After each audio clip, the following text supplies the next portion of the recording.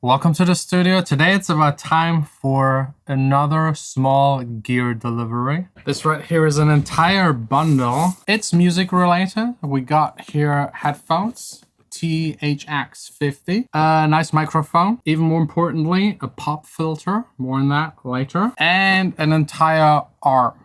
So all of this combined is a good, nice, value, budget-friendly setup for streaming and podcasting. So if you're interested in any of that stuff, I'll link it down below. Again, very budget-friendly as a package deal. And we'll concentrate today on how to use this equipment to the fullest to get the best voice result for your videos, for your podcast, and alike. And also like some of the editing in the computer you can apply to just stand out a little more and get that crispy, clear voiceover kind of sound.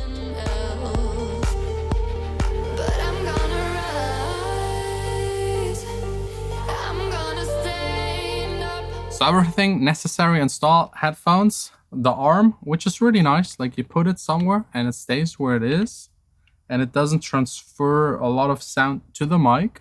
Then we got the pop filter. Really important. And what I absolutely love is like there's a cable already in the arm here to the preamp right there. This is a little messy. I'll put it somewhere else, but that's something for another day. But now the interesting part, what does it sound like? Because right now you hear me through the camera's mic, which is on top of the camera. Camera is maybe twice arm reach away. And it should sound pretty decent because, as you know, this room is acoustically treated. So if I clap, there's basically no reverb. And I think that's definitely the key point when you want to get like a crisp vocal. You need to get the echo out of the room. Absorption is key. I made plenty of videos about it. This room right here is a little bit extreme, but downstairs we have a vocal booth that has even more absorption, like it's 100% absorbing. Radio stations, YouTubers that stream, Twitch people, like all of them, they have something on their walls to reduce the echo. But yeah, let's do the sound test, the before and after. So right now, camera mic, and now you hear me through this dedicated mic, very close. So you'll have usually a lot more bass. That's what you're used to from documentaries, from the radio.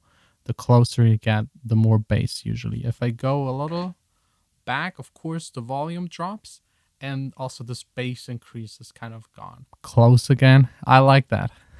John Sign, ASMR. And now the pop filter, as the name already suggests, is to prevent pops. So whenever you do pop, you can hear like the breathing, the air that is like squished out of your mouth. So if I do it again without the pop filter, you can really hear like the air being catched in the mic, and the pop filter prevents that 100%. So whenever you see a shield like this in front of a mic, it's to prevent these pops. Pop, pop, pop, pop, pop. It just works. So far so good. So let's maybe record some test voice recorded into Logic, into the DAW to edit it. Yeah, let's just read today's news, USA Today. I'm not comfortable sexting, how to set boundaries in a relationship. Suspected serial killer connected to 6 murders in Missouri, Kansas. And by the way, if you're interested again in this entire setup, it was very inexpensive. A really good deal. Quality is good. And it looks really cool. Like the mic, I don't know if you can see it, but there is like this red glow and shine. It's actually using the phantom power to power the mic, but also there's a light in there. It's a cool, nice addition. So if you're interested, I'll link it down below. Also, like if you want to check the price, it's in the link because it might vary depending on where you live. And there's probably also a Black Friday deal available. So let's do the edit. I already prepared a little, like a simple vocal processing kind of chain, basics, the standard stuff. First up is an EQ to cut the very low frequencies. For example, if you touch the mic or there's rumble or you step on the floor or touch the table, this transfers into the mic sometimes. So cutting the very low frequencies below 100 Hertz is really advised. And then boosting the top end, you can pick like the very top end And usually this makes the vocal shine, cut a little more through, and just sound more like radio. Also, sometimes what people do is like boost the low frequencies. That's a matter of taste and depends on how close you're to the mic. I'm not comfortable sexting how to set boundaries in a relationship. Suspected serial killer connected to 6 murders in Missouri. I think here in this case it sounds a little fuller, like giving the range 100 to 400 hertz, like a little boost of almost 4 dB. Since it's only the voice, you can make it like be fatter, wider, and cover more of the frequency range because there's no instrumental, there is no music playing. It's just your voice, so you can boost it a little more. Then next up, I got something that sometimes makes sense.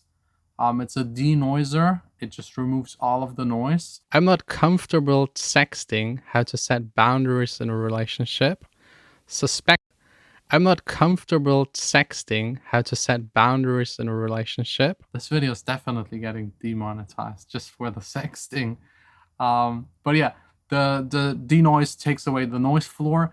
I personally don't mind, like if a mic or like a recording has like a noise floor, as long as it's not too loud. I actually feel like it just gives me more immersion and pulls everything together.